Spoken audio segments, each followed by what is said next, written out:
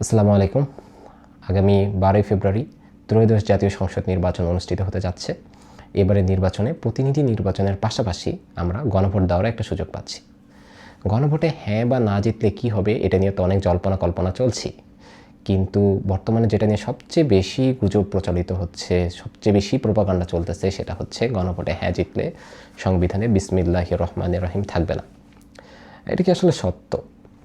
আমরা যদি সংবিধান সংস্কার কমিশনের প্রথম খণ্ডের দ্বিতীয় অধ্যায়টা দেখি, সেখানে সুনির্দিষ্টভাবে সুপারিশ করা হয়েছে যে সংবিধানে বিসমিল্লাহির রহমানির রহিম বজায় থাকবে। যদিও কমিশনের কিছু কিছু লোক এটা নিয়ে দ্বিমত পোষণ করেছিলেন, কিন্তু অধিকাংশের মতামতের ভিত্তিতে এটি বহাল থাকবে বলেই ঘোষিত হয়েছে।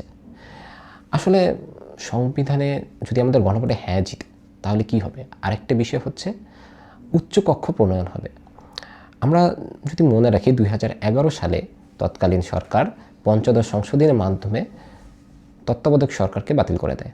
সো এরকম আগে যে নিয়মটা ছিল যে নিম্নকক্ষে 2/3 বেশি আসন পেলেই, অর্থাৎ 200-এর বেশি আসন পেলেই যে কেউ সংবিধান পরিবর্তন করতে পারবে, কিন্তু উচ্চকক্ষ প্রণয়ন হলে এই অবস্থাটিও বাতিল হয়ে যাবে। নিম্নকক্ষে 2/3 আসন পাওয়ার পাশাপাশি উচ্চকক্ষেও আপনাকে সেই সংবিধানটি বাস্তবায়ন করিয়ে নিতে হবে, সেই প্রস্তাবনাটি। এবং মৌলিক পরিবর্তনের ক্ষেত্রে সংবিধানে অবশ্যই গণভোটের ব্যবস্থা করতে হবে।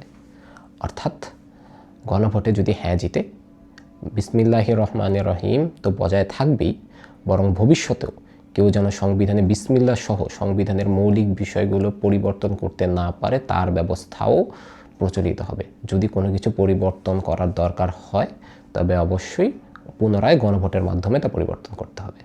তাই 12 তারিখ সারাদিন আপনারা যাকে খুশি ভোট দিন এবং গণভোটে হ্যাঁ ভোট দিন। ধন্যবাদ।